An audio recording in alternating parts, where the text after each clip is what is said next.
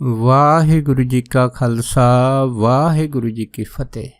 ਗੁਰੂ ਪਿਆਰੀ ਗੁਰੂ ਸਵਾਰੀ ਪਰਮ ਸਤਿਕਾਰਯੋਗ ਸਾਧ ਸੰਗਤ ਜੀਓ, ਧੰਨ ਧੰਨ ਸਾਹਿਬ ਸ੍ਰੀ ਗੁਰੂ ਨਾਨਕ ਸਾਹਿਬ ਮਹਾਰਾਜ ਦੇ ਆਗਮਨ ਹੋਣ ਤੋਂ ਪਹਿਲਾਂ ਜਿਹੜੀ ਹਿੰਦੁਸਤਾਨ ਦੀ ਦਸ਼ਾ ਸੀਗੀ, ਇਸ ਦਾ ਇੱਕ ਨਕਸ਼ਾ ਹਨ ਭਾਈ ਸਾਹਿਬ ਹੋਣਾ ਨੇ ਸਾਨੂੰ ਗੁਰਮਤਿ ਦੇ ਵਿੱਚ ਦਿਖਾਇਆ ਹੈ। ਇਹਦੇ ਵਿੱਚ ਸਾਨੂੰ ਦੱਸਿਆ ਗਿਆ ਹੈ ਕਿ ਕੱਲ ਆਈ ਕੁੱਤੇ ਮੂੰਹੀ ਖਾਜ ਹੁਆ ਮੁਰਦਾਰ ਗਸਾਈ, ਰਾਜੇ ਪਾਪ ਕਮਾਮ ਦੇ ਉਲਟੀ ਵਾੜ ਖੇਤ ਕੋ ਖਾਈ। ਇਸ ਦੇ ਵਿੱਚ ਸਾਰਾ ਜ਼ਿਕਰ ਹੈ ਨਾ ਭਾਈ ਸਾਹਿਬ ਹੁਣਾਂ ਨੇ ਖੋਲ ਕੇ ਦੱਸਿਆ ਹੈਗਾ। ਸੋ ਕਹਿਣ ਤੋਂ ਭਾਵ ਇਹ ਹੈ ਕਿ ਐਸੀ ਜਿਹੜੀ ਹੈ ਨਾ ਬਹੁਤ ਜ਼ਿਆਦਾ ਭਿਆਨਕ ਦਸ਼ਾ ਸੀਗੀ ਇਸ ਹਿੰਦੁਸਤਾਨ ਦੇ ਅੰਦਰ। ਉਸ ਤੋਂ ਬਾਅਦ ਫਿਰ ਧਰਤੀ ਨੇ ਜਿਹੜੀ ਹੈ ਨਾ ਪੁਕਾਰ ਕੀਤੀ ਸੀਗੀ। ਇਸ ਪੁਕਾਰ ਦੇ ਵਿੱਚ ਧਰਤੀ ਨੇ ਜਿਹੜੀ ਸੀ ਨਿਰੰਕਾਰ ਜੀ ਦੇ ਅੱਗੇ ਬੇਨਤੀ ਕੀਤੀ ਸੀ ਕਿ ਮੇਰੀਆਂ ਜਿਹੜੀਆਂ ਹੈ ਨਾ 3 ਲੱਤਾਂ ਧਰਮ ਦੀਆਂ ਹੈਗੀਆਂ ਪਹਿਲਾਂ ਟੁੱਟ ਚੁੱਕੀਆਂ ਹੈਗਾ, ਇੱਕੋ ਹੀ ਲੱਤ ਰਹਿ ਗਈ ਆ। ਇਹ ਜਿਹੜੀ ਲੱਤ ਹੈਗੀ ਆ ਅਗਰ ਇਹ ਵੀ ਟੁੱਟ ਗਈ ਤਾਂ ਫਿਰ ਧਰਤੀ ਜਿਹੜੀ ਆ ਉਹ ਇਸ ਸਾਗਰ ਦੇ ਵਿੱਚ 7ਵੇਂ ਪਤਾਲ 'ਚ ਚਲੀ ਜਾਊਗੀ। ਇਸੇ ਕਰਕੇ ਸਾਨੂੰ ਧਰਤੀ ਦੀ ਪੁਕਾਰ ਨੇ ਜਿਹੜਾ ਸੀ ਨਿਰੰਕਾਰ ਨੂੰ ਇਹ ਆਖਿਆ ਸੀ ਕਿ ਥੰਮੇ ਕੋਈ ਨਾ ਸਾਧ ਬਿਨ ਸਾਧ ਨਾ ਦਿਸੇ ਜਗ ਵਿੱਚ ਕੋਆ, ਧਰਮ ਧੌਲ ਪੁਕਾਰੇ ਤਲੇ ਖਲੋਇਆ। ਫਿਰ ਇਸ ਦੀ ਬੇਨਤੀ ਨੂੰ ਨਿਰੰਕਾਰ ਨੇ ਸਵੀਕਾਰ ਕੀਤਾ। ਫਿਰ ਸਾਨੂੰ ਜਿਹੜੀ ਹੈ ਗੁਰਬਾਣੀ ਨੇ ਆਖਿਆ ਕਿ ਸੁਣੀ ਪੁਕਾਰ ਦਾਤਾਰ ਪ੍ਰਭ ਗੁਰੂ ਨਾਨਕ ਜਗ ਮਾਹੇ ਪਠਾਇਆ। ਫਿਰ ਧੰਨ ਗੁਰੂ ਨਾਨਕ ਸਾਹਿਬ ਮਹਾਰਾਜ ਸੰਸਾਰ ਦੇ ਵਿੱਚ ਜਗ ਦੇ ਕਲਿਆਣ ਵਾਸਤੇ ਆਏ ਆ। ਸੋ ਧੰਨ ਗੁਰੂ ਨਾਨਕ ਸਾਹਿਬ ਮਹਾਰਾਜ ਨੇ ਇਸ ਜਗ ਦੇ ਵਿੱਚ 10 ਜਾਮੇ ਲੈ ਕੇ ਇਹ ਜਿਹੜਾ ਸਾਰਾ ਸੁਧਾਰ ਸੀਗਾ ਦੂਸਰੇ ਤੀਸਰੇ ਧਰਮਾਂ ਵਿੱਚ ਹਰੇਕ ਖੇਤਰ ਦੇ ਵਿੱਚ, ਉਹਦੇ ਵਿੱਚ ਲੋਕਾਂ ਨੇ ਜਿਹੜੀ ਲਕਾਈ ਸੀਗੀ ਉਸ ਨੂੰ ਭਰਮਾਂ ਜਾਲਾਂ ਦੇ ਵਿੱਚੋਂ ਕੱਢ ਕੇ ਇੱਕ ਸੱਤ ਦੇ ਨਾਮ ਦੇ ਨਾਲ ਜੋੜਿਆ ਹੈਗਾ। ਸੱਚੀ ਕਿਰਤ ਦਿਖਾਲੀ ਹੈ, ਇੱਕ ਸੱਚਾ ਰਸਤਾ ਦਿਖਾਇਆ ਹੈਗਾ। ਸੋ ਉਸ ਤੋਂ ਬਾਅਦ ਫਿਰ ਆਪ ਸ਼ਬਦ ਰੂਪ ਹੋ ਕੇ ਧੰਨ ਗੁਰੂ ਨਾਨਕ ਸਾਹਿਬ ਮਹਾਰਾਜ ਸ਼੍ਰੀ ਗੁਰੂ ਗ੍ਰੰਥ ਸਾਹਿਬ ਮਹਾਰਾਜ ਦੇ ਸਰੂਪ ਦੇ ਵਿੱਚ ਅੱਜ ਪੂਰੇ ਸੰਸਾਰ ਦੇ ਵਿੱਚ ਗਿਆਨ ਵੰਡ ਰਹੇ ਆ। ਪਰ ਕਿਉਂਕਿ ਸਿੱਖ ਧਰਮ ਇੱਕ ਐਸਾ ਨਿਵੇਕਲਾ ਧਰਮ ਸੀਗਾ, ਨਵੀਨ ਧਰਮ ਸੀਗਾ, ਇਸ ਧਰਮ ਦੀ ਚੜ੍ਹਦੀ ਕਲਾ ਨੂੰ ਕੁਛ ਜਿਹੜੇ ਆਦਮੀ ਹੈ ਜਾਂ ਉਹ ਵਿਛੰਦੇ ਜਿਹੜੇ ਚਾਹੁੰਦੇ ਆ ਕਿ ਸੰਸਾਰ ਦੇ ਵਿੱਚ ਹਨੇਰਾ ਰਹੇ, ਅਤੇ ਇਸ ਹਨੇਰੇ ਹੋਣ ਕਾਰਨ ਉਹਨਾਂ ਦਾ ਜਿਹੜਾ ਆਪਣਾ ਸਾਮਰਾਜ ਹੈਗਾ ਉਹ ਦੂਸਰਿਆਂ ਦੇ ਉੱਤੇ ਹੈਵੀ ਰਹੇ। ਉਹਨਾਂ ਨੇ ਇਸ ਧਰਮ ਦੀ ਜਿਹੜੀ ਥੰਮੀ ਸੀਗੀ, ਜਿਵੇਂ ਕਹਿ ਲਓ ਕਿ ਜਿਹੜਾ ਧਰਮ ਇੱਕ ਸਮੇਰ ਪਰਬਤ ਦੀ ਤਰ੍ਹਾਂ ਇਸ ਸੰਸਾਰ ਦੇ ਵਿੱਚ ਬਣ ਚੁੱਕਾ ਸੀਗਾ, ਇਸ ਨੂੰ ਢੱਕਣ ਵਾਸਤੇ ਕਈ ਜਿਹੜੇ ਹਨ ਕੁਝ ਯਤਨ ਕੀਤੇ ਆ। ਇਹਨਾਂ ਯਤਨਾਂ ਨੂੰ ਸਮੇਂ ਦੇ ਵਿੱਚ ਸਿੱਖ ਸੂਰਬੀਰਾਂ ਨੇ ਕਿਵੇਂ ਮਿੱਟੀ ਪਾਉਣ ਦੀ ਕੋਸ਼ਿਸ਼ ਕੀਤੀ ਗਈ ਸੀ ਜਾਂ ਇਸ ਨੂੰ ਢੱਕਣ ਦੀ ਕੋਸ਼ਿਸ਼ ਕੀਤੀ ਗਈ ਸੀ, ਇਹਨਾਂ ਦੇ ਇਹ ਜਿਹੜੇ ਇਰਾਦੇ ਸੀਗੇ ਇਹਨਾਂ ਨੂੰ ਨਾਕਾਮਯਾਬ ਬਣਾਇਆ ਸੀ। ਸੋ ਇਸ ਤਰ੍ਹਾਂ ਜਿਹੜਾ ਸਮਾਂ ਸੀਗਾ ਉਹ ਚੱਲਦਾ ਰਿਹਾ, ਅਤੇ ਕਦੀ ਜਿਹੜੀ ਸੂਰਜ ਹੈਗੇ ਆ ਇਹ ਸੂਰਜ ਦੀ ਚਮਕ ਪੂਰੇ ਸੰਸਾਰ ਨੂੰ ਗਿਆਨ ਦੀ ਰੋਸ਼ਨੀ ਵੰਡਦੀ ਆ, ਅਤੇ ਕਦੀ ਜਿਹੜੇ ਇਹ ਅਖੌਤੀ ਸ਼ੈਤਾਨ ਰੂਪੀ ਸ਼ਕਤੀਆਂ ਹੈਗੀਆਂ ਬੱਦਲ ਦੀ ਤਰ੍ਹਾਂ ਕਿਤੇ ਸੂਰਜ ਨੂੰ ਢੱਕ ਲੈਂਦੀਆਂ ਹੈ। ਪਰ ਬੱਦਲਾਂ ਦੇ ਢੱਕਣ ਦੇ ਨਾਲ ਸੂਰਜ ਦੀ ਰੋਸ਼ਨੀ ਮੱਧਮ ਨਹੀਂ ਹੁੰਦੀ। ਪਰ ਫਿਰ ਵੀ ਅਕਾਲ ਪੁਰਖ ਵਾਹਿਗੁਰੂ ਜਿਹੜਾ ਹੈਗਾ ਉਹ ਸਮੇਂ ਦੇ ਵਿੱਚ ਸੰਗਤਾਂ ਦੀ ਮੰਗ ਨੂੰ ਰੱਖ ਕੇ ਕੋਈ ਨਾ ਕੋਈ ਸੂਰਬੀਰ ਯੋਧਾ ਇਸ ਸੰਸਾਰ ਦੇ ਵਿੱਚ ਭੇਜਦਾ ਹੈ। ਅਤੇ ਇਹਨਾਂ ਸੂਰਬੀਰ ਯੋਧਿਆਂ ਦੇ ਵਿੱਚੋਂ 20ਵੀਂ ਸਦੀ ਦੇ ਵਿੱਚ ਮਹਾਂਪੁਰਖ ਸੰਤ ਬਾਬਾ ਜਰਨੈਲ ਸਿੰਘ ਜੀ ਜਿਹੜੇ ਸੀਗੇ ਉਹਨਾਂ ਦਾ ਆਗਮਨ ਹੋਇਆ ਸੀਗਾ। ਸੋ ਬਾਬਾ ਜਰਨੈਲ ਸਿੰਘ ਹੋਣਾ ਨੇ ਜਿੱਥੇ ਸਿੱਖ ਕੌਮ ਦੀ ਸੁਚੱਜੀ ਅਗਵਾਈ ਕੀਤੀ, ਜਿੱਥੇ ਇਸ ਕੌਮ ਜਿਹੜੀ ਸੁੱਤੀ ਪਈ ਸੀ ਇਹਨੂੰ ਹਲੂਣਾ ਦਿੱਤਾ, ਉਸੇ ਸੰਸਾਰ ਭਰ ਦੇ ਵਿੱਚ ਸਿੱਖੀ ਦੀ ਜਿਹੜੀ ਹੈ ਨਾ ਚੜ੍ਹਦੀ ਕਲਾ ਸੀ, ਸ਼ਾਖ ਸੀਗੀ, ਉਸ ਨੂੰ ਹੋਰ ਵੀ ਚਮਕਾਇਆ ਹੈ। ਪਰ ਇਸ ਦੇ ਪਿੱਛੇ ਮਹਾਂਪੁਰਖਾਂ ਨੂੰ ਬਹੁਤ ਭਾਰੀ ਤਪੱਸਿਆ ਪਹਿਲਾਂ ਕਰਨੀ ਪਈ ਸੀ। ਇਸ ਤਪੱਸਿਆ ਦੇ ਵਿੱਚ ਇਸ ਸੋਝੀ ਦੇ ਵਿੱਚ ਮਹਾਂਪੁਰਖਾਂ ਨੂੰ ਬਹੁਤ ਜ਼ਿਆਦਾ ਅਭਿਆਸ ਕਰਨਾ ਪਿਆ ਸੀਗਾ, ਕਿਉਂਕਿ ਬਿਨਾਂ ਭਜਨ ਦੇ, ਬਿਨਾਂ ਤਪੱਸਿਆ ਦੇ, ਬਿਨਾਂ ਸਤਸੰਗ ਦੇ ਕੋਈ ਵੀ ਆਦਮੀ ਜਿਹੜਾ ਨਾ ਵਿਵੇਕ ਬੁੱਧ ਦੇ ਵਿੱਚ ਉੱਚਾ ਨਹੀਂ ਉੱਠ ਸਕਦਾ। ਸੋ ਮਹਾਂਪੁਰਖਾਂ ਨੇ ਆਪਣੇ ਜੀਵਨ ਦੇ ਵਿੱਚ ਜਿੱਥੇ ਵੱਡੇ ਮਹਾਂਪੁਰਖ ਬਾਬਾ ਗੁਰਬਚਨ ਸਿੰਘ ਜੀ ਭਿੰਡਰਾਂ ਵਾਲੇ ਮਹਾਂਪੁਰਖਾਂ ਦੀ ਸੰਗਤ ਕੀਤੀ, ਅਤੇ ਉਸ ਤੋਂ ਬਾਅਦ ਫਿਰ ਸੰਤ ਮਹਾਂਪੁਰਖ ਬਾਬਾ ਕਰਤਾਰ ਸਿੰਘ ਹੋਣਾ ਦੀ ਸੰਗਤ ਕੀਤੀ। ਇਸ ਤਰ੍ਹਾਂ ਆਪਣੇ ਜੀਵਨ ਦੇ ਵਿੱਚ ਹੋਰ ਵੀ ਅਨੇਕਾਂ ਮਹਾਂਪੁਰਖਾਂ ਦੀ ਸੰਗਤ ਕੀਤੀ। ਇਹਦੇ ਵਿੱਚੋਂ ਬਾਬਾ ਹਰਨਾਮ ਸਿੰਘ ਜੀ ਰਾਮਪੁਰ ਖੇੜੇ ਵਾਲੇ ਉਹਨਾਂ ਦੀ ਸੰਗਤ ਕੀਤੀ, ਔਰ ਅਨੇਕਾਂ ਸੰਤਾਂ ਮਹਾਂਪੁਰਖਾਂ ਦੀ ਸੰਗਤ ਕੀਤੀ। ਇਸੇ ਕਰਕੇ 20ਵੀਂ ਸਦੀ ਵਿੱਚ ਸੰਤ ਜਰਨੈਲ ਸਿੰਘ ਭਿੰਡਰਾਂ ਵਾਲਾ ਜਿਹੜਾ ਸੀਗਾ ਹਰੇਕ ਦੀ ਜ਼ੁਬਾਨ ਦੇ ਉੱਤੇ ਇਹ ਲਫ਼ਜ਼ ਜਿਹੜਾ ਸੀਗਾ ਇਹ ਆਮ ਹੋ ਗਿਆ ਸੀਗਾ, ਕਿਉਂਕਿ ਮਹਾਂਪੁਰਖ ਬਾਬਾ ਜਰਨੈਲ ਸਿੰਘ ਹੋਣਾ ਨੇ ਆਪਣੇ ਜੀਵਨ ਸਮੇਂ ਦੇ ਅੰਦਰ ਇੰਨੀ ਛੇਤੀ ਤਰੱਕੀ ਕੀਤੀ ਆ ਕਿ ਤਕਰੀਬਨ ਆਪਣੀ ਜੀਵਨ ਦੇ 35-36 ਸਾਲਾਂ ਦੇ ਵਿੱਚ ਇੱਕ ਐਸੀ ਜਾਗਰਤੀ ਲਿਆਂਦੀ ਆ ਕਿ ਜਿਹਦਾ ਕੋਈ ਵੀ ਜਿਹੜਾ ਆਦਮੀ ਹੈ ਨਾ ਉਹ ਸੁਪਨਾ ਨਹੀਂ ਸੀ ਲੈ ਸਕਦਾ। ਇੱਕ ਸੁੱਤੀ ਕੌਮ ਨੂੰ ਐਸਾ ਹਲੂਣਾ ਦਿੱਤਾ ਸੀਗਾ। ਪਰ ਇਹਦੇ ਵਿੱਚ ਮਹਾਂਪੁਰਖਾਂ ਨੇ ਇਹੋ ਜਿਹੇ ਜਿਹੜੇ ਜਰਨੈਲ ਬਾਬਾ ਜਰਨੈਲ ਸਿੰਘ ਹੋਣਾ ਵਰਗੇ ਯੋਧੇ ਪੈਦਾ ਕਰਨ ਵਾਸਤੇ ਪਹਿਲਾਂ ਉਹਨਾਂ ਦੀਆਂ ਬੜੀਆਂ ਪ੍ਰੀਖਿਆਵਾਂ ਲਈਆਂ ਸੀ। ਇਹ ਜਿਹੜੀਆਂ ਪ੍ਰੀਖਿਆਵਾਂ ਸੀਗੀਆਂ ਛੋਟੇ ਪੱਧਰ ਤੋਂ ਲੈ ਕੇ ਵੱਡੇ ਪੱਧਰ ਤੱਕ ਹੋਈਆਂ ਸੀ। ਜਿਵੇਂ ਜਦੋਂ ਬਾਬਾ ਜਰਨੈਲ ਸਿੰਘ ਹੋਣੀ ਹਜੇ ਜਿਹੜੇ ਸੀ ਨਵੇਂ ਹੋਏ ਸੀ, ਦੱਸਦੇ ਸੀ ਕਿ ਉਹਨਾਂ ਦੇ ਇੱਕ ਪਿੰਡ ਰੋਡੇ ਦੇ ਵਿੱਚ ਨਾ ਇੱਕ ਪੰਡਿਤ ਮਹਾਂਪੁਰਖਾਂ ਦੇ ਬੜੇ ਸਮਕਾਲੀ ਹੋਏ ਆ। ਉਹਨਾਂ ਨੇ ਦੱਸਿਆ ਸੀਗਾ ਕਿ ਸਾਡੇ ਪਿੰਡ ਦੇ ਵਿੱਚ ਬਾਬਾ ਜਰਨੈਲ ਸਿੰਘ ਹੋਣਾ ਦੇ ਟਾਈਮ 3 ਸਰਪੰਚ ਖੜੇ ਹੋਏ, ਉਦੋਂ ਪੰਚਾਇਤ ਦੀਆਂ ਚੋਣਾਂ ਹੋਣੀਆਂ ਸੀਗੀਆਂ। ਜਦੋਂ 3 ਸਰਪੰਚ ਖੜੇ ਹੋਏ ਤੇ ਹੁਣ ਦੇਖੋ 3 ਸਰਪੰਚਾਂ 'ਚੋਂ ਕਿਹੜਾ ਜਿੱਤੂਗਾ ਇਹ ਤਾਂ ਕੋਈ ਕਹਿ ਨਹੀਂ ਸਕਦਾ ਹੈਗਾ। ਪਰ ਗੱਲ ਕੀ ਸੀ, 2 ਜਿਹੜੇ ਸਰਪੰਚ ਸੀ ਉਹ ਮਹਾਂਪੁਰਖਾਂ ਦੇ ਹਿੱਤ ਦੇ ਵਿੱਚ ਜਿਹੜੇ ਸੀਗੇ, ਮਹਾਂਪੁਰਖਾਂ ਦੇ ਨਾਲ ਇਹਨਾਂ ਦੀ ਹਮੇਸ਼ਾ ਸ਼ਲਾਘਾ ਕਰਦੇ ਹੁੰਦੇ ਸੀ। ਤੇ ਇੱਕ ਜਿਹੜਾ ਸਰਪੰਚ ਤੀਸਰਾ ਖੜਾ ਹੋਇਆ ਸੀਗਾ ਉਹ ਮਹਾਂਪੁਰਖਾਂ ਦੇ ਵਿਪਰੀਤ ਸੀਗਾ ਆਪਣੇ ਪਿੰਡ ਦੇ ਵਿੱਚ। ਪਰ ਜਦੋਂ ਦੂਜੇ ਸਰਪੰਚਾਂ ਨੇ, ਸਾਰੇ ਪਿੰਡ ਨੇ ਬਾਬਾ ਜਰਨੈਲ ਸਿੰਘ ਹੋਣਾ ਦੇ ਅੱਗੇ ਬੇਨਤੀ ਕੀਤੀ ਕਿ ਆਪਣੇ ਪਿੰਡ ਦੀ ਚੋਣ ਹੈ ਸਰਪੰਚੀ ਦੀ, ਇਸ ਕਰਕੇ ਤੁਸੀਂ ਇਹਦੇ ਵਿੱਚ ਜ਼ਰੂਰ ਆਪਣਾ ਫੈਸਲਾ ਦਿਓ। ਜਦ ਇੰਨੀ ਗੱਲ ਹੋਈ ਫਿਰ ਇਕੱਠ ਹੋਇਆ ਪਿੰਡ ਦਾ। ਜਦ ਇਕੱਠ ਹੋਇਆ ਸੀ ਸੋ ਉਸ ਇਕੱਠ ਦੇ ਵਿੱਚ ਫਿਰ 3 ਸਰਪੰਚ ਜਿਹੜੇ ਸੀ ਬੁਲਾਏ ਗਏ। ਔਰ ਬਾਬਾ ਜਰਨੈਲ ਸਿੰਘ ਹੋਣਾ ਦੀ ਦੂਰ ਦ੍ਰਿਸ਼ਟੀ ਜਿਹੜੀ ਐਡੀ ਵੱਡੀ ਸੀਗੀ ਕਿ ਮਹਾਂਪੁਰਖਾਂ ਨੇ ਦੇਖੋ ਨਾ ਪਹਿਲੇ ਸਰਪੰਚ ਦੀ ਜਿਹੜੇ ਉਹਨਾਂ ਦੇ ਮਿੱਤਰ ਸੀ, ਹਥੈਸ਼ੀ ਸੀ, ਨਾ ਉਹਦੀ ਸੁਣੀ ਨਾ ਦੂਸਰੀ ਦੀ ਸੁਣੀ। ਪਰ ਜਿਹੜੇ ਸਰਪੰਚ ਮਹਾਂਪੁਰਖਾਂ ਦੇ ਪਾਸੇ ਵਿਪਰੀਤ ਖਿਆਲ ਰੱਖਦੇ ਸੀਗੇ ਉਹਨਾਂ ਨੂੰ ਸਰਪੰਚ ਬਣਨ ਦਾ ਜਿਹੜਾ ਸੀਗਾ ਉਹਨਾਂ ਦੇ ਹੱਕ ਦੇ ਵਿੱਚ ਫੈਸਲਾ ਦਿੱਤਾ ਸੀ। ਜਦ ਸਰਪੰਚ ਬਣਨ ਦਾ ਸੱਦਾ ਮਹਾਂਪੁਰਖਾਂ ਨੇ ਦਿੱਤਾ ਸੀ, ਸਾਰੇ ਹੈਰਾਨ ਰਹਿ ਗਏ ਕਿ ਇਹ ਤਾਂ ਆਦਮੀ ਜਿਹੜਾ ਮਹਾਂਪੁਰਖਾਂ ਦਾ ਵਿਰੋਧੀ ਹੈ। ਕਿਸੇ ਨੇ ਤਾਂ ਕੋਈ ਖਿਆਲ ਨਹੀਂ ਕੀਤਾ ਕਿ ਮਹਾਂਪੁਰਖ ਇਸ ਤਰ੍ਹਾਂ ਵੀ ਕਰਨਗੇ, ਆਪਣਾ ਜਿਹੜਾ ਵਿਪਰੀਤ ਸੁਭਾਅ ਵਾਲਾ ਆਦਮੀ ਉਹਨੂੰ ਪਿੰਡ ਦਾ ਸਰਪੰਚ ਥਾਪ ਦੇਣਗੇ। ਪਰ ਮਹਾਂਪੁਰਖਾਂ ਦੀ ਇਹ ਦੂਰ ਅੰਦੇਸ਼ੀ ਸੀ।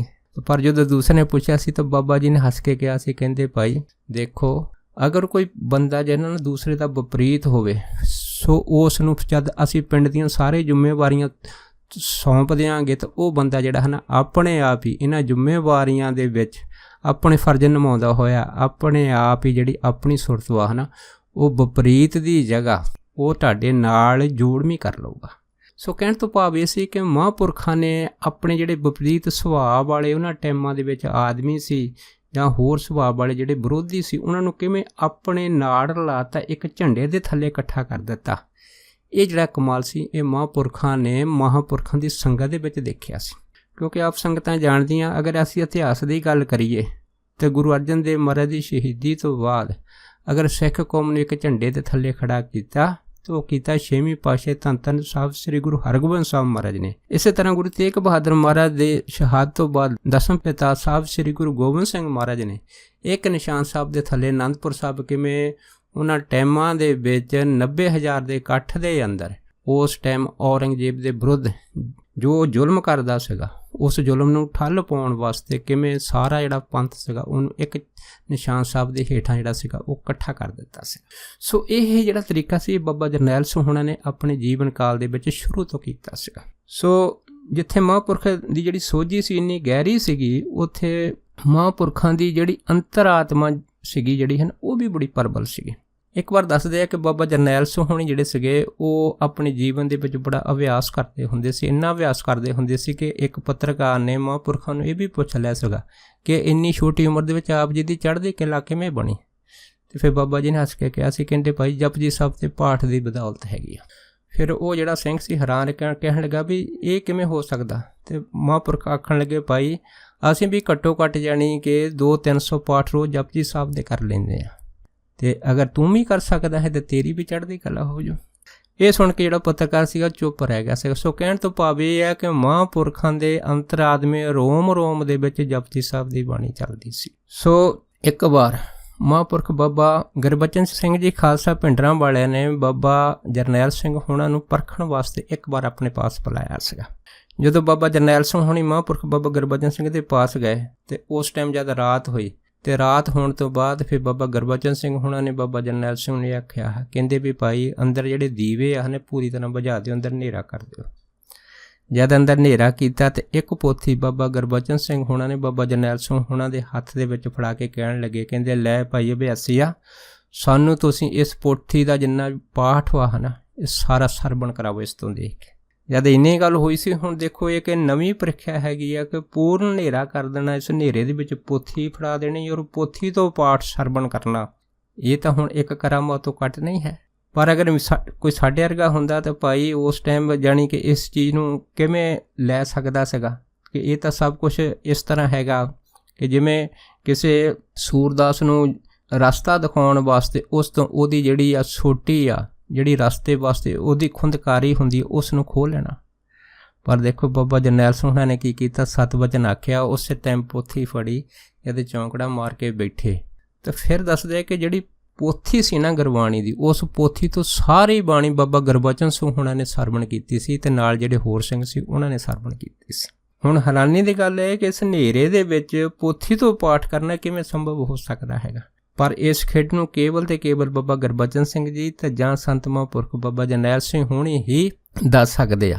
ਅਸਲ ਦੇ ਵਿੱਚ ਕੀ ਆ ਕਿ ਇਹ ਜਿਹੜੇ ਅੱਖਰਵਾਨ ਆ ਜਿਨ੍ਹਾਂ ਦੇ ਅੰਦਰ ਉਸ ਪਰਮ ਪਿਤਾ ਪਰਮੇਸ਼ਰ ਦੇ ਕਦਮਾਂ ਦੇ ਵਿੱਚ, ਉਹਨਾਂ ਦੇ ਚਰਨਾਂ ਦੇ ਵਿੱਚ ਅੰਤਰ ਆਤਮੇ ਪਹੁੰਚ ਹੋ ਜਾਂਦੀ ਆ, ਆਤਮਾ ਜਿਹੜੀ ਉਹ ਜੁੜ ਜਾਂਦੀ ਹੈਗੀ ਆ। ਤੇ ਫਿਰ ਉਸ ਟਾਈਮ ਵਾਹਿਗੁਰੂ ਹਾਜ਼ਰ ਨਾਜ਼ਰ ਹੈ ਤੇ ਹਾਜ਼ਰ ਨਾਜ਼ਰ ਹੋ ਕੇ ਕਿਵੇਂ ਫਿਰ ਉਹਨਾਂ ਦੀ ਸਹਾਇਤਾ ਕਰਦਾ ਹੈ, ਇਹ ਵੀ ਇੱਕ ਕਮਾਲ ਦੀ ਖੇਡ ਹੈਗੀ ਆ। ਭਾਵ ਕੀ ਆ, ਜਿਹੜੇ ਪੋਥੀ ਦੇ ਗੁਰਮਤ ਦੇ ਅੱਖਰ ਸੀਗੇ ਹਨਾ, ਉਹ ਸਾਰੇ ਸੋਨੇ ਦੀ ਤਰ੍ਹਾਂ ਚਮਕਣ ਲੱਗ ਪਏ ਸੀ। ਸੋ ਇਹ ਹੈ ਕਮਾਲ ਮਹਾਂਪੁਰਖਾਂ ਦੇ ਜੀਵਨ ਦੀ। ਅਗਰ ਅਭਿਆਸੀ ਵੀ ਹੋਵੇ ਤਾਂ ਫਿਰ ਬਾਬਾ ਜਰਨੈਲ ਸਿੰਘ ਜੀ ਵਰਗਾ ਹੋਵੇ ਕਿ ਜਿਨ੍ਹਾਂ ਨੇ ਆਪਣੇ ਜੀਵਨ ਦੇ ਜਿਹੜੇ ਅਸੰਭਵ ਕੰਮ ਸੀ ਉਹ ਵੀ ਸੰਭਵ ਕਰ ਦਿੱਤੇ ਸੀ। ਤੇ ਇਸ ਪੋਥੀ ਦੇ ਪਾਠ ਤੋਂ ਬਾਅਦ ਫਿਰ ਬਾਬਾ ਗੁਰਬਚਨ ਸਿੰਘ ਹੋਣਾ ਨੇ ਬਾਬਾ ਜਰਨੈਲ ਸਿੰਘ ਹੋਣਾ ਨੂੰ ਆਪਣੀ ਗੱਲ ਬੱਕੜੀ 'ਚ ਲਿਆ ਸੀ ਤੇ ਇਹ ਕਹਿ ਦਿੱਤਾ ਸੀਗਾ, ਲੈ ਵੀ ਅਭਿਆਸੀਆ ਹੁਣ ਤੂੰ ਪਾਸ ਹੋ ਗਿਆ ਹੈ। ਸੋ ਇਹ ਜਿਹੜਾ ਸੀਗਾ ਨਾ ਪਹਿਲਾ ਕਰਮ ਸੀਗਾ। ਭਾਵ ਕੀ ਆ ਕਿ ਹਰੇਕ ਚੀਜ਼ ਨੂੰ ਸਮੇਂ ਦੇ ਹਿਸਾਬ ਦੇ ਨਾਲ ਮਹਾਂਪੁਰਖਾਂ ਨੇ ਕਿਵੇਂ ਪਰਖ ਕੇ ਬਾਬਾ ਜਰਨੈਲ ਸਿੰਘ ਹੋਣਾ ਨੂੰ ਇੱਕ ਐਸਾ ਯੋਧਾ ਬਣਾ ਦਿੱਤਾ ਸੀਗਾ ਕਿ ਜਿਸ ਯੋਧੇ ਦੇ ਅੰਦਰ ਇਹ ਜਿਹੜੀ ਸਪਿਰਿਟ ਸੀ ਭਰ ਦਿੱਤੀ ਸੀ ਕਿ ਇਹ ਯੋਧਾ ਜਦ ਵੀ ਕਿਤੇ ਸੰਕਟ ਆਵੇ ਹੈ ਨਾ, ਤੇ ਇੱਕ ਤਿਲ ਮਾਤਰ ਵੀ ਜਿਹੜਾ ਹੈ ਨਾ ਉਸ ਸਮੇਂ ਥਿਰਕੇਗਾ ਨਹੀਂ। ਜਦ 1984 ਦੇ ਵਿੱਚ ਜਦੋਂ ਦਰਬਾਰ ਸਾਹਿਬ ਦੇ ਉੱਤੇ ਅਟੈਕ ਹੋਇਆ ਸੀਗਾ ਤੇ ਉਸ ਟਾਈਮ ਜਿਹੜੇ ਫੌਜ ਦੇ ਜਰਨੈਲ ਸੀ ਉਹਨਾਂ ਨੇ ਇਹ ਮੰਨਿਆ ਸੀਗਾ ਕਿ ਅਸੀਂ ਅਟੈਕ ਕਰਨ ਤੋਂ ਪਹਿਲਾਂ ਇੱਕ ਸਲਾਹ ਬਣਾਈ ਸੀ। ਇਸ ਸਲਾਹ ਦੇ ਵਿੱਚ ਅਸੀਂ ਬਾਬਾ ਜਰਨੈਲ ਸਿੰਘ ਉਹਨਾਂ ਨੂੰ ਇਹ ਆਫਰ ਦਿੱਤਾ ਸੀਗਾ ਕਿ ਅਗਰ ਤੁਸੀਂ ਹੈ ਨਾ ਦਰਬਾਰ ਸਾਹਿਬ ਦੇ ਵਿੱਚੋਂ ਆਪਣੀ ਸਾਰੀ ਜਿਹੜੀ ਸੈਨਾ ਹੈਗੀ ਆ ਜਾਂ ਸਿੰਘ ਹੈਗੇ, ਹਥਿਆਰ ਹੈਗੇ ਆ, ਇਹ ਸਾਰੇ ਲੈ ਕੇ ਇਸ ਜਗ੍ਹਾ ਤੋਂ ਬਾਹਰ ਆ ਜਾਓ ਤੇ ਅਸੀਂ ਤੁਹਾਨੂੰ ਇੰਨੇ ਕਰੋੜ ਰੁਪਈਆ ਪੇਸ਼ ਕਰਾਂਗੇ। ਦੇਖੋ ਉਹ ਜਿਹੜਾ ਰੁਪਈਆ ਸੀ ਹੈ ਨਾ, ਇਸ ਫੌਜ ਨੇ ਬਾਬਾ ਜਰਨੈਲ ਸਿੰਘ ਉਹਨਾਂ ਨੂੰ ਦੇਣਾ ਸੀਗਾ। ਇਸ ਰੁਪਈਏ ਦੇ ਵਿੱਚ ਫਿਰ ਇਹਨਾਂ ਜਰਨੈਲਾਂ ਨੇ ਜਦੋਂ ਬਾਬਾ ਜਰਨੈਲ ਸਿੰਘ ਦਾ ਜਵਾਬ ਸੁਣਿਆ ਸੀ, ਸੁਣ ਕੇ ਦੰਗ ਰਹਿ ਗਏ ਸੀਗੇ। ਉਹਦੇ ਵਿੱਚ ਫਿਰ ਜਰਨੈਲਾਂ ਨੇ ਜਿਹੜਾ ਇਹ ਜ਼ਰੂਰ ਲਿਖਿਆ ਹੈਗਾ, ਉਹ ਕਹਿਣ ਲੱਗੇ ਕਿ ਬਾਬਾ ਜਰਨੈਲ ਸਿੰਘ ਉਹਨਾਂ ਦੇ ਵਿੱਚ ਸਾਰੀਆਂ ਖੂਬੀਆਂ ਸੀਗੀਆਂ ਪਰ ਇੱਕ ਜਿਹੜਾ ਸੀਗਾ ਉਹਦੇ ਵਿੱਚ ਖੂਬੀ ਨਹੀਂ ਸੀ। ਭਾਵ ਕੀ ਆ, ਇੱਕ ਗੁਣ ਬਾਬਾ ਜਰਨੈਲ ਸਿੰਘ ਹੋਣਾ 'ਚ ਹੈ ਨਹੀਂ ਸੀ। ਔਰ ਦੇਖੋ ਆਪਣੀ ਬੜੀ ਹੀ ਜਿਹੜੀ ਸ਼ੈਲੀ ਦੇ ਵਿੱਚ ਇਹਨਾਂ ਜਰਨੈਲਾਂ ਨੇ ਇਹ ਜਿਹੜਾ ਹੈਗਾ ਮੰਨਿਆ ਕਿ ਬਾਬਾ ਜਰਨੈਲ ਸਿੰਘ ਹੋਣੀ ਸਾਰੇ ਗੁਣਾਂ 'ਚ ਭਰਪੂਰ ਹੁੰਦੇ ਹੋਏ ਵੀ ਮਾਇਆ ਦੀ ਵੱਡੀ ਤੋਂ ਇੰਨਾ ਕੰਨੀ ਕਤਰਾਉਂਦੇ ਸੀਗੇ ਕਿ ਅਸੀਂ ਕਰੋੜਾਂ ਰੁਪਈਆ ਬਾਬਾ ਜਰਨੈਲ ਸਿੰਘ ਹੋਣਾ ਨੂੰ ਪੇਸ਼ਕਸ਼ ਕੀਤੀ ਸੀ। ਇਹ ਵੀ ਪੇਸ਼ਕਸ਼ ਜਿਹੜੀ ਸੀ ਅਸੀਂ ਸਰਕਾਰ ਦੀ ਸਲਾਹ ਨਾਲ ਕੀਤੀ ਸੀ, ਪਰ ਮਹਾਂਪੁਰਖਾਂ ਨੇ ਕਰੋੜਾਂ ਰੁਪਈਆਂ ਦੀ ਤਾਂ ਕੀ ਗੱਲ ਕਰਨੀ ਸੀਗੀ। ਕਹਿੰਦੇ ਵੀ ਇਸ ਪੇਸ਼ਕਸ਼ ਨੂੰ ਇਸ ਤਰ੍ਹਾਂ ਠਕਰਾਤਾ ਜਿਵੇਂ ਜਿਹੜਾ ਸੱਪ ਹੈਗਾ ਕਿਸੇ ਕੁੰਜ ਨੂੰ ਸਹਿਜ ਸੁਭਾਅ ਠਕਰਾ ਦਿੰਦਾ ਹੋਵੇ। ਸੋ ਕਹਿਣ ਤੋਂ ਭਾਵ ਇਹ ਆ ਕਿ ਮਹਾਂਪੁਰਖਾਂ ਨੇ ਆਪਣੇ ਜੀਵਨ ਨੂੰ ਸੋਨੇ ਦੇ ਸੱਚੇ ਦੇ ਭਾਂਡੇ ਦੇ ਵਿੱਚ ਢਾਲਿਆ ਹੋਇਆ ਸੀਗਾ। ਇਸ ਕਰਕੇ ਜਿਹੜੇ ਵੱਡੇ ਵੱਡੇ ਮਹਾਂਪੁਰਖ ਸੀਗੇ ਹੈ ਨਾ, ਉਹਨਾਂ ਨੇ ਬਾਬਾ ਜਰਨੈਲ ਸਿੰਘ ਉਹਨਾਂ ਨੂੰ 7ਵੀਂ ਭੂਮਿਕਾ ਦਾ ਮਾਲਕ ਮੰਨਿਆ ਸੀਗਾ।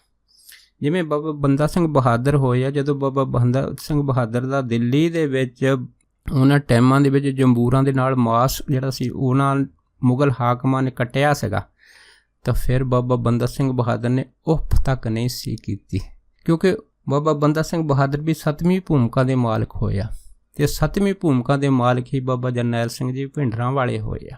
ਸੋ ਜਿਵੇਂ ਸੰਤ ਮਹਾਂਪੁਰਖ ਬਾਬਾ ਅਜੀਤ ਸਿੰਘ ਜੀ ਹੰਸਾਲੀ ਵਾਲਿਆਂ ਨੇ ਵੀ ਇੱਕ ਵਾਰ ਜਿਹੜਾ ਸੀ ਸਿੰਘਾਂ ਨੂੰ ਇਹ ਦੱਸਿਆ ਸੀਗਾ, ਕਹਿੰਦੇ ਭਾਈ ਵੀ ਸੰਤ ਮਹਾਂਪੁਰਖ ਬਾਬਾ ਜਰਨੈਲ ਸਿੰਘ ਜੀ ਜਿਹੜੇ ਸੀ ਇਹ 7ਵੀਂ ਭੂਮਿਕਾ ਦੇ ਮਾਲਕ ਹੋਇਆ। ਪਰ ਨਾਲ ਉਹਨਾਂ ਨੇ ਇਹ ਵੀ ਦੱਸਿਆ ਸੀ ਕਿ ਅਫਸੋਸ ਦੀ ਗੱਲ ਇਹ ਆ ਕਿ ਅਸੀਂ ਸਾਰੇ ਜਾਣੇ ਬਾਬਾ ਜਰਨੈਲ ਸਿੰਘ ਹੋਣਾ ਨੂੰ ਉਹਨਾਂ ਟਾਈਮਾਂ ਦੇ ਵਿੱਚ ਸਮਝ ਨਹੀਂ ਸਕੇ। ਸੋ ਜਿਹੜੇ ਸੱਜਣ ਮਹਾਂਪੁਰਖਾਂ ਦੇ ਜ਼ਿਆਦਾ ਕਰੀਬ ਸੀ ਹੈ ਨਾ, ਉਹਨਾਂ ਨੂੰ ਮਹਾਂਪੁਰਖਾਂ ਦੇ ਬਾਰੇ ਵਧੇਰੇ ਜਾਣਕਾਰੀ ਸੀ।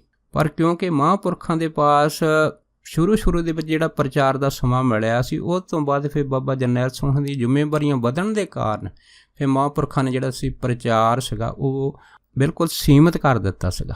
ਸੋ ਆਪਣਾ ਜਿਹੜਾ ਉਹਨਾਂ ਦਾ ਕਾਰਜ ਸੀਗਾ, ਜਿਹੜਾ ਕਾਰਜ ਉਹਨੇ ਆਰੰਭਿਆ ਸੀਗਾ, ਉਸ ਕਾਰਜ ਦੇ ਵੱਲ ਉਹਨਾਂ ਨੇ ਜ਼ਿਆਦਾ ਧਿਆਨ ਦੇਣਾ ਸ਼ੁਰੂ ਕਰ ਦਿੱਤਾ ਸੀਗਾ। ਇਸ ਦੇ ਵਿੱਚ ਇਹ ਵੀ ਦੇਖਣ ਵਾਲੀ ਗੱਲ ਹੈਗੀ ਹੈ ਕਿ ਮਹਾਂਪੁਰਖਾਂ ਨੂੰ ਜਿਸ ਢੰਗ ਦੇ ਨਾਲ ਸਰਕਾਰ ਜਾਂ ਸਰਕਾਰੀ ਅਦਾਰਿਆਂ ਨੇ ਉਹਨਾਂ ਟਾਈਮਾਂ ਦੇ ਵਿੱਚ ਭੰਡਿਆ ਸੀਗਾ, ਉਹਦੇ ਵਿੱਚ ਕੋਈ ਵੀ ਜਿਹੜੀ ਹਕੀਕਤ ਸੀਗੀ ਅੱਜ ਤੱਕ ਸੰਸਾਰ ਨੂੰ ਦੇਖਣ ਦੇ ਵਿੱਚ ਨਹੀਂ ਮਿਲੀ।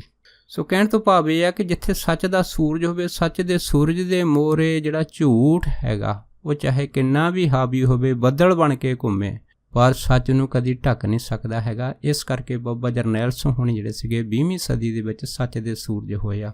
ਇਸੇ ਕਰਕੇ ਬਾਬਾ ਜਰਨੈਲ ਸਿੰਘ ਹੋਣਾ ਨੂੰ 20ਵੀਂ ਸਦੀ ਦੇ ਜਰਨੈਲ ਜਿਹੜਾ ਸੀਗਾ ਉਹ ਆਖਿਆ ਗਿਆ ਸੀ, ਔਰ ਸ਼੍ਰੋਮਣੀ ਜਰਨੈਲ ਦੇ ਨਾਲ ਜਿਹੜਾ ਸੀਗਾ ਉਹ ਸਾਰਿਆਂ ਨੇ ਮਾਣ ਸਨਮਾਨ ਦਿੱਤਾ ਸੀ। ਸੋ ਕਹਿਣ ਤੋਂ ਭਾਵ ਇਹ ਆ ਕਿ ਇਹੋ ਜਿਹੇ ਜਿਹੜੇ ਮਹਾਂਪੁਰਖ ਬਾਬਾ ਜਰਨੈਲ ਸਿੰਘ ਜੀ ਆ, ਉਹਨਾਂ ਦਾ ਜਿਹੜਾ ਜੀਵਨ ਪ੍ਰਸੰਗ ਉਦਾਸ ਆਪ ਸਾਰੀਆਂ ਸੰਗਤਾਂ ਦੇ ਨਾਲ ਸ਼ੁਰੂ ਕਰਨ ਤੋਂ ਪਹਿਲਾਂ ਉਹਨਾਂ ਦੀ ਇੱਕ ਛੋਟੀ ਜਿਹੀ ਜਿਹੜੀ ਵਿਚਾਰ ਸੀ ਆਪ ਸਾਰੀਆਂ ਸੰਗਤਾਂ ਦੇ ਚਰਨ ਕਦਮਾਂ ਦੇ ਵਿੱਚ ਰੱਖੀ ਹੈਗੀ ਆ। ਸੋ ਦਾਸ ਉਹਨਾਂ ਦੀਆਂ ਆਉਣ ਵਾਲੀਆਂ ਜਿਹੜੀਆਂ ਲੜੀਵਾਰ ਵੀਡੀਓ ਹੈਗੀਆਂ ਆਪ ਸਾਰੀਆਂ ਸੰਗਤਾਂ ਦੇ ਸਹਿਯੋਗ ਦੇ ਨਾਲ ਉਹ ਸ਼ੁਰੂ ਕਰ ਰਿਹਾ ਹੈਗਾ। ਸੋ ਦਾਸ ਇੰਨੇ ਹੀ ਬਚਨ ਮਹਾਂਪੁਰਖਾਂ ਦੇ ਆਪ ਸਾਰੀਆਂ ਸੰਗਤਾਂ ਨਾਲ ਸਾਂਝਾ ਕਰਦਾ ਹੋਇਆ ਖਿਮਾ ਦਾ ਜਾਚਕ ਵਾ ਜੀ। ਹੋਈਆਂ ਬੇਅੰਤ ਭੁੱਲਾਂ ਚੁੱਕਾਂ ਦੀ ਖਿਮਾ ਬਖਸ਼ਣੀ। ਸੋ ਫਤਿਹ ਬੁਲਾਓ। ਵਾਹਿਗੁਰੂ ਜੀ ਕਾ ਖਾਲਸਾ, ਵਾਹਿਗੁਰੂ ਜੀ ਕੀ ਫਤਿਹ।